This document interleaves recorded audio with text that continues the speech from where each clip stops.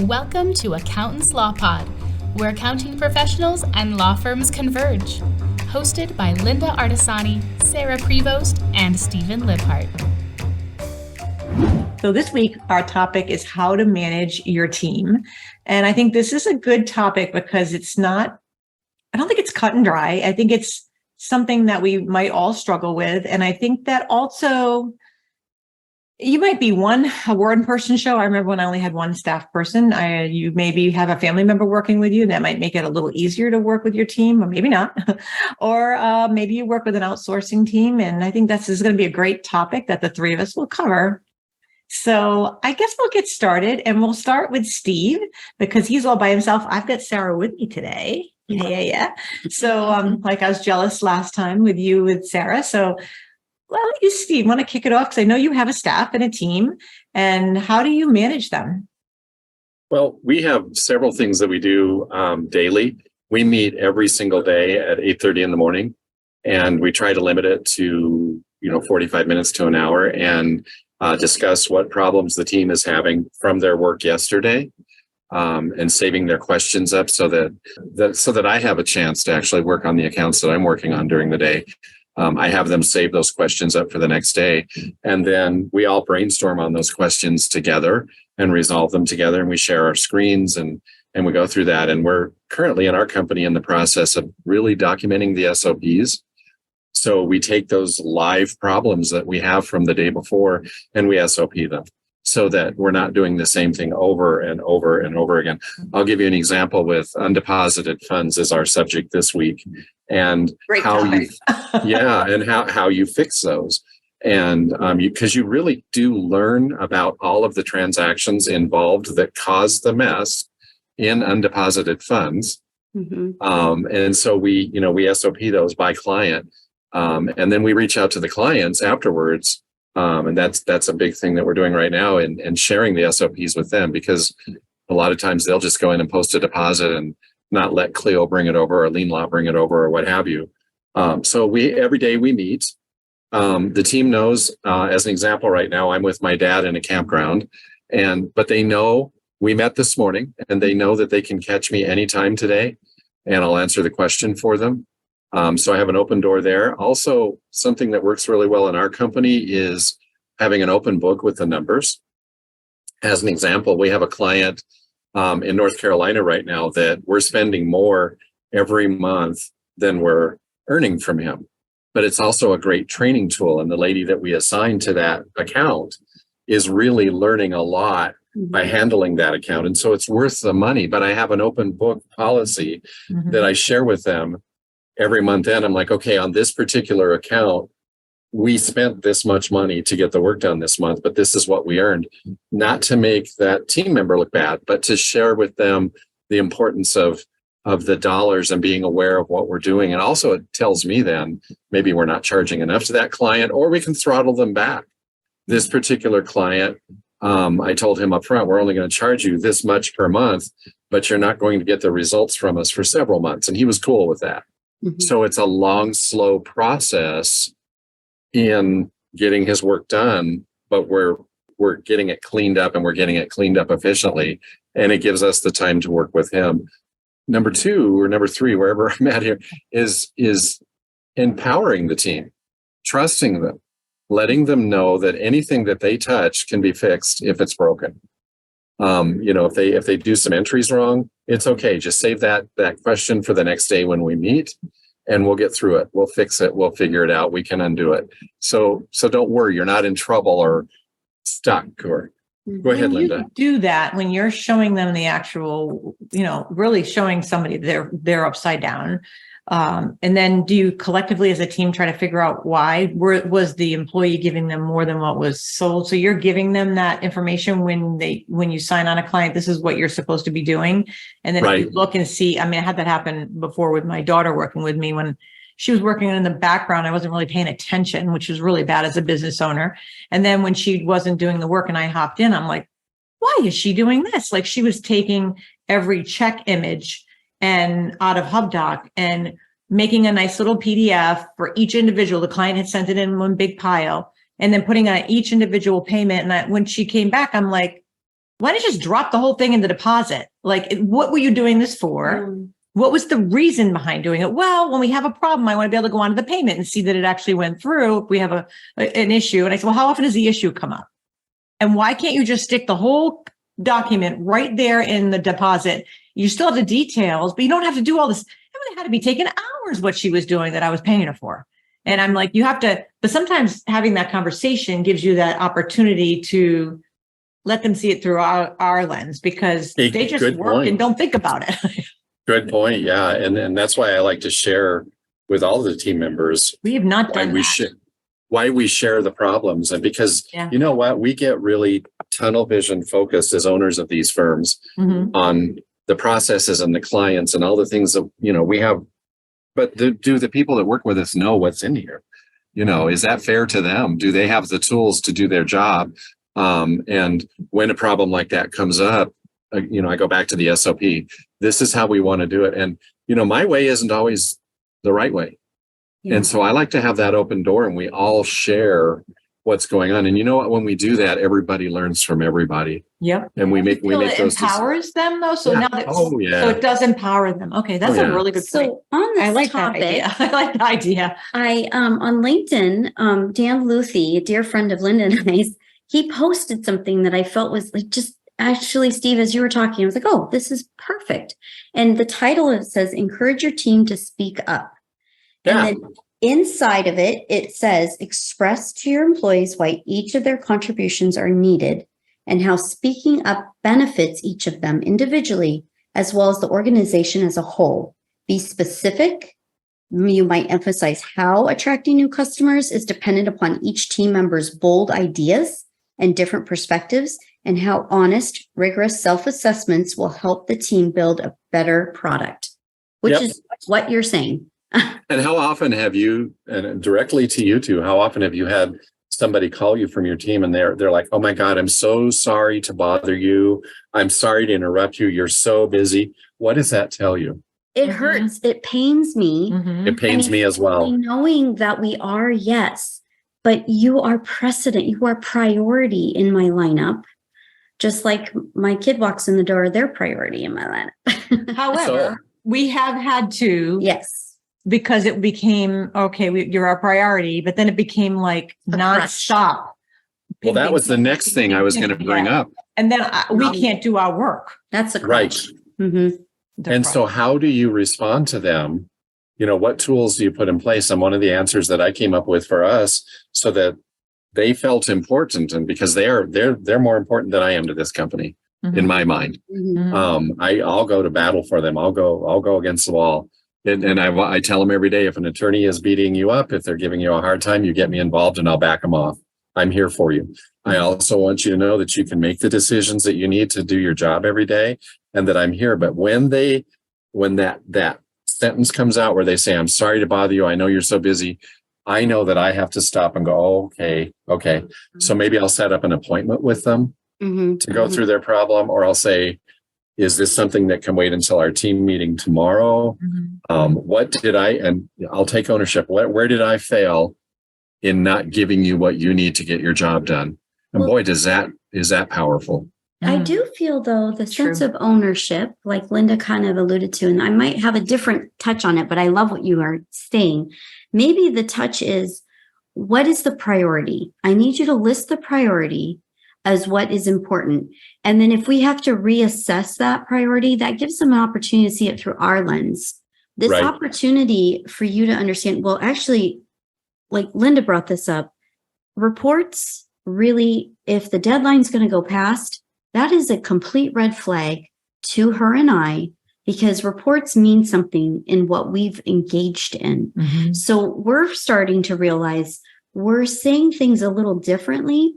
And it's not because you are wrong and not doing this correctly. What prevented that moment so we can understand? And if you got to stamp preliminary, for God's sake, stamp preliminary, send out the door. Thing. Well, we had to implement that in our team. So we said, why is this not done? Why didn't you send this to the clients the 28th of the month or whatever? Well, I'm waiting on this and that from them. And then Sarah just said flat out, send it to them the way it is. highlight what's missing. Like, this is preliminary. It's not complete because you did not give me answers on X, Y, and Z. Yeah. Put the ownership back on them, because they will jump all over you. Go, well, I bought this in the contract and I'm not getting my statements, and they have a valid complaint, right? They have a valid complaint. They didn't get their financials, because in our minds as accountants, we obsess over perfection, right? So we're sitting here going, we need this to be perfect to give it back to you, which I totally want for my team. But I also want to give them that ability to go, okay, wait a minute. No, here it is. Give it back to them. Don't be insulting, because I mean, they're busy too, but say, we've been asking for this for the entire month and you did not give it to us. And make sure it's in writing, because if we have to go back into Lisio and look up the message, we want to be able to do that. Well, the three of us have talked about different tools for efficiency and things like that. And we've talked about this behind the scenes, but I think Clockify is a huge beneficial tool to use in the business, because if you've got the SOPs done, and like in our scenario, we're working with Notion and getting all the notes and all those things in there, and you tie it to Clockify and you color code everything, and it gets you involved in the process of how long does it take to do a particular task. And if you see in Clockify that it's taking a long time for somebody to get something done, the first question is, did they forget to clock out? Or number two, are they stuck? And so you can reach out and be proactive, and they know that you're involved and you're helping them from behind the scenes. Now, but I still struggle with every day trying to get to the work that I need to do. Yeah. On behalf of the clients that I have in my folder. It doesn't matter what I do. It seems like that's always last. And, I'm on the weekend doing it or whatever. And as the company grows, though, and moves forward, we're putting more procedures in place to help give me the time so that I can get this other work done. Because I keep the most difficult, wonky clients in my folder. So, but you don't want to be working on the weekend. We don't want to be working on the weekend anymore. So that's the goal, right? But a lot of times we default to it because it gives us time to be together, unlike being together now, which is amazing. Being together in quiet where nobody's asking us questions. That's what interrupts our day and makes it harder to keep going. So you do have to make a plan, but sometimes we try to do like we had a project list and that wasn't working. We had a sheet. We've tried a lot of different methods right now. And I took a moment to think about this too after the meeting I just was at, where one person said we have 3 different project management places that we practice, areas that we really project management in, because there are 3 different types of things. And that is true of us in the field. We start out as generalists, maybe we hit the ground running with a niche, but you're starving. You got to start somewhere. You do have those kind of one-offs or your OGs. And so you really, it's just approaching it. I feel like it's one size fit all isn't the approach. It is customizing something to the best of your ability, whether it's off the shelf or not. And I feel like it's your own personal approach to how you want to engage with these. Well, and block time out on your calendar and let your team see it. This is when we've tried it. It's not as sacrilegious as it looks. It's not as protected as we'd like it to be. It doesn't seem to work. It's like they look at it as an opportunity to, if you write a block as opposed to a client call, it's like, oh, they're just doing their own thing. I can still interrupt. Well, and I do feel, and I like going back to Chris's idea, Chris from Lisio, Chris Farrell. There is the constant interruption, the evaluation of constant interruption. So if you can hold your questions or prioritize them, and that's why I'm kind of going back to this priority thing. If you can do that in some fashion to encourage, not everyone's an entrepreneur. We're not going to get that out of everybody. But learning to self-assess critical things, in your own life, if you've got children and a dog, what's your priority? You're going to figure that out quick, right? You're going to figure out what needs to happen in the morning to what needs to happen before bed. If you are your own self and you don't care for yourself, you feel it, you know it. Right. So it's the same, you don't care for your car. So it's the same mentality. It's just I think this question is, Steve, that you brought up is, how do we do this effectively so we're not sacrificing ourselves on the stake at every corner and every moment of time for their benefit, there needs to be a buy-in. But I think what the article is here that really kind of resonated with me is encouraging to speak up, but also what are those parameters maybe inside of that to make that a successful team? You're going to have failures. I mean, it's just true of anything. That's okay. We can't be afraid of them. It's not always perfect. So, well, and I think what works in our team too is that I communicate with our team members what I'm doing every day, so that they can hear from me what I'm doing with the difficult clients. Mm-hmm. Like we have a client now that the law firm split up, and so I'm working 3 sets of books between 2 firms now. And so I have the do from, all this stuff going on between all the sets of books. Sure. Have the emotions. It's a divorce. So I have the emotions of the partners not wanting to talk to each other. Yeah. So I've had to figure out how to reach out to the surviving He's the law firm. You're the monkey in the middle, by the way. I'm the monkey in the middle, and I've had to figure out how to reach out to the surviving law firm administrator who broke off and went with one of the partners to still. And so we've kind of created this backdoor communication system between the 2 of us. And she'll tell me so-and-so is upset about this, and I'll tell her so-and-so is upset about that. And we figure out what we need to get from them. Oh my goodness. To get the job done. That doesn't sound like fun. Man. It's not, but so I'll communicate that with, like in this morning's meeting that we had with the team. I always start out with who's got what for today. What do you want to share? What problems do you have? What can we fix? We go through that exercise, and then I'm the last one. And I say, okay, this is what's that? Who's on first base? Yep. And so I'll share what I'm doing at the very end, just so that they know that I'm over here doing this today. Yeah. They know that I've got this podcast on the schedule today. They knew that we had the law lab this morning, all those sorts of things. And so they know what I'm doing, because I don't want them to think I'm just sitting back here waiting for them to do all the work. So, we have a very strong bond, and we have a very strong system set up that seems to be working for us. Yeah. I was surprised to hear that the calendar idea didn't work for you guys, but I'm going to try it. I'm going to try it. And because as an example, our team members know that if they have to go to a doctor's appointment, or they just need breathing space or whatever, I'm going to respect that. And so I'll tell them, go get a facial, go get a massage, go do whatever you need to do. Take the day off, clear your brain. Don't worry about it. The sun's going to come up tomorrow. And I get that from them. They're like, okay, I know Steve's working on this project. Yeah. I'll save this question till tomorrow morning's meeting. I guess the whole thing is trying to minimize the interruptions all day long, so you can focus on the project you're working on. I have a question for you. I know that's one that Lynda and we're just trying to understand what's the best approach. We have some styles within our firm where they save their questions and they prioritize them, but they make sure to basically pepper us if we can't get to those questions. They keep on it. Where we have others that may not understand, just because you dropped it in something doesn't mean that you're all done. Washed your right. hands.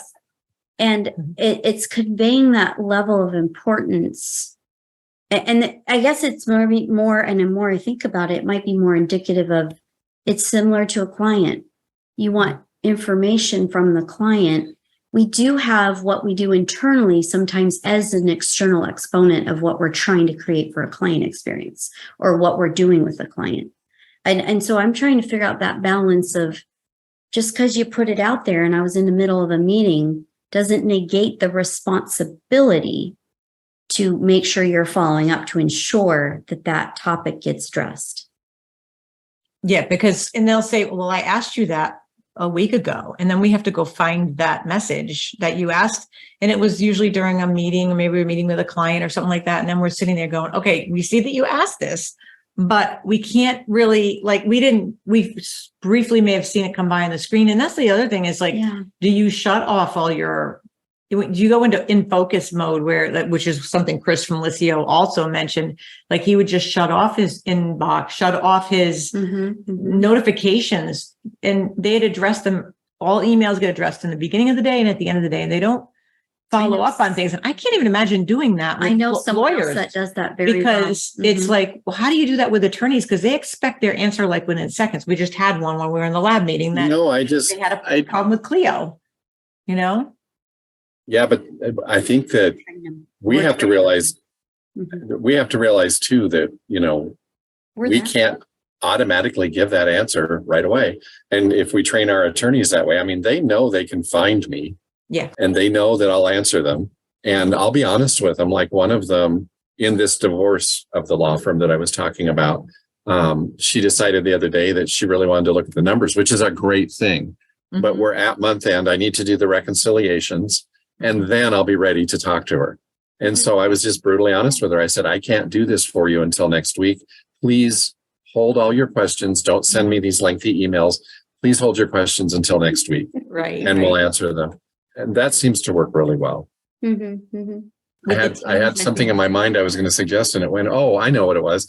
The three of us this morning met with the gentleman that's helping us with Notion. Yes.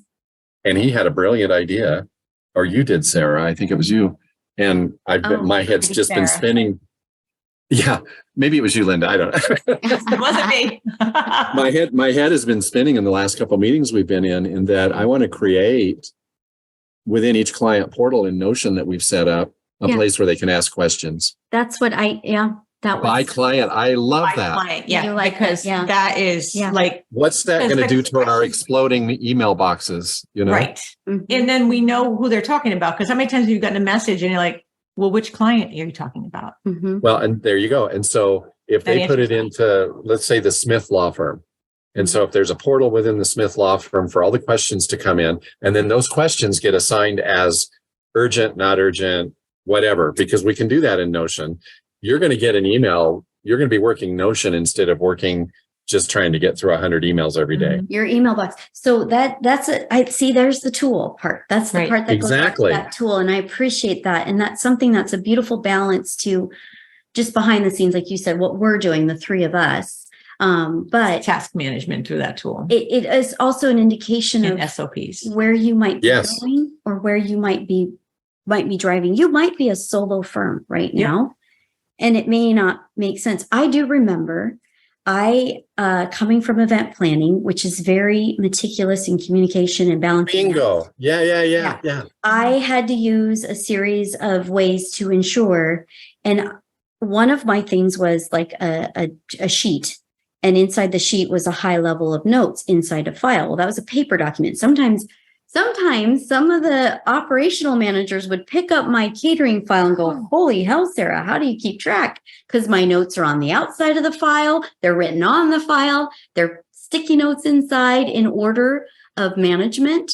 And so it's like having that digital moment, because when you're traveling, I mean, sure, I have a few files with me that are paper-centric, because at this point I have to be paper-centric on just a small amount, but I'm not going to travel with a file box like a Rolodex. No. So when I worked for Westin Hotels, there at one point in time, we were owned by United Airlines. Yeah. And Edward Carlson was the CEO of United Airlines during their major growth phase in the 70s and 80s. And he would come into the hotels. His part of his job was to visit every domicile for the airline in every hotel in every city at least once a year. And one of the meetings that he came to, he gave us all a little black notebook, and he said, we're going to name this the Ready Eddie, because his first name is Edward. And he said, I want to see every one of you managers have a Ready Eddie in your pocket, in your suit coat pocket, when I see you next time. And we use those the same way you're talking about the file, Sarah. We carried our Ready Eddie around with us. So if I was in the lobby of the hotel, even though I was in the accounting department, if I was in the lobby of the hotel and I saw that a guest had spilled something on the carpet and it was a big mess, it went into my Ready Eddie. And then at the end of the day, I had to report it to the housekeeping department if I already hadn't, and so on. And if you find these tools like we're working with on Notion, and you really make them work for you, I think we can really reduce the number of what we perceive as interruptions in our email boxes, because a lot of times we're like, oh crap, I've got 200 emails I've got to clean out today, and I'm resenting Pull your that. email list. I'm resenting that. Yeah. And so I think It does. I think what we're building in Notion is going to be a huge tool. Mhm. And what I say to the team sometimes when they bring the same problem up again, I'm like, okay, this time. In fact, I did it this morning with undeposited funds. I said, this time I want you to write down everything you do to fix this entry. And we're going to SOP it by tomorrow morning. Bring the SOP Monday morning, because today's Friday. Mhm. Bring that SOP Monday morning, and I want to see it. And we're going to make it work for us so that you don't get stuck in this problem again. I love that. Last night, I'll be honest with you, we're training someone new, and I was doing a little segment with my mom and the new person, and Lynda was right there, and I was describing it. And what did my mother do? Do you see this? I'm writing my notes down. And I thought, well, that's funny. She was so, she would just, and I thought, oh no, I know her style. I mean, I learned it from her, right? So, so it was her to drive the point home To of the employee. I am not going to sit here and revisit this with you. Because I think at one point my mom realized, because I was a little bit lost, like, why am I repeating this? Like, I don't understand. And I knew the knowledge base was there. So then when the light bulb moment came on, and of course you try to get that light bulb moment on so fast, and that light bulb moment came on, I was like, oh my God, thank you, Lord Jesus, right here, right now. And then she said, and then I see my mom got upset. She said, I don't want to waste your time asking that question I know the answer to, which is. And that hurts. That hurts, right? And that moment. But you want, I guess that's what you want. You want that from now. Yes, I'm fortunate. We get to work with my mother, and my mom is a different individual. But also, she's adorable. Keeps her going. She's a paid employee. She actively participates. She's part of our team. We want that. We want that engaged level. Everybody loves their mom. Yeah. So although they goof off when she's out traveling, we catch. Oh, sure. Yeah. But mom that brings up another thought and a good point. You always have to be aware of the numbers and when is it worth it to spend money to bring somebody in. And as an example, I hope you don't mind that I expose, we have you guys brought Teaira in, and she's sitting in the background of this podcast right now, making sure that we're staying on point, sending us messages, telling us how many minutes are left and all of that.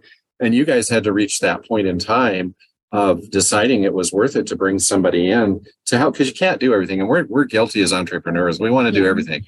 And make it a perfect world. And you brought up a good point earlier. I mean, in the sense of, we're just as busy. Well, we're our clients. And Lynda brought this up. We are exactly our clients. So your approach to us is a mirror of what I think I'm seeing on a client-led facing thing, which is what we're looking for is something engaging, collaborative, supportive. We would want that. When you look at staff, because we're talking about teams, managing your teams, you want them to we don't want them to look at it as us and them. No. Us is the higher tier, them it's the lower tier. We want them to think of it as the word team is important, right? They're not staff, they're our team. And we want them to feel that they're part of the inner workings of the business. We all have good days and bad days. And I love that you do your meetings every day. I don't know if we'd ever be able to accomplish that because of the time zone. I started rethinking that a little bit because they go very long on the one that we have. Exclusive and inclusive. And Well, here's the tool that I use in the meetings. I thought about this a while ago and it went away. I found that we were spending a lot of time in the meetings waiting for somebody to log into QuickBooks, to log into Clio, to log in. And so I just made the rule. I said, before you come to the meeting, with whatever you want to talk about today, have everything open. Be ready to share your screen. And if they're not, ready, then I just move on to the next subject in the meeting. I tell them I'll come back to you when you're ready. Do you keep the meeting at a specific time? Like because our meeting already goes way over. We do an hour and it ends up being an hour and a half easy. So because you're meeting so often, do you keep it like 30 minutes or? We try to do around 30 minutes to 45 minutes. But then if there's a specific problem, like the example I gave a while ago, where we're all going to share this together and figure it out together. Sometimes those do go up to an hour, hour and a half, that sort of thing. But that is money. Well spent, yeah. Money well spent. Okay, so I have a question because I know that we've chit-chatted so much on so many amazing things. Where in the world are you? Yes. Where in the world is Steve? My dad and I are sitting in the Airstream this morning in a campground in, where are we at? What's the name of the city? Fountain. We're in Fountain, Colorado. Cool. And, Hi, Dad. Hi, Dad. Off screen. How are you? We love your son. He's Yes. adorable. Oh, thank you. We I wouldn't be absolutely- who I am without him. Of course. Yeah. Oh, I wouldn't be without my mother. My God. Well, this was a great topic, I think. Yeah. I really do think it's a Thank great you. topic. Mhm. And hopefully our listeners got some insight. We really want you to Subscribe. I know I'm learning. Subscribe, like, share, and please engage with us. Share your thoughts. If you want us to explore deeper, if there's something we should think about or talk about, we would love to have some guidance from our audience to help us with this journey of ours, because it doesn't have to be our topics. We're the narrators of what we're seeing and hearing. So yes. mhm. So it's really been a good one, and we'll have another one up next week. So Yeah. thank you all for listening. We hope you join us next week. Bye. Bye-bye. Bye-bye.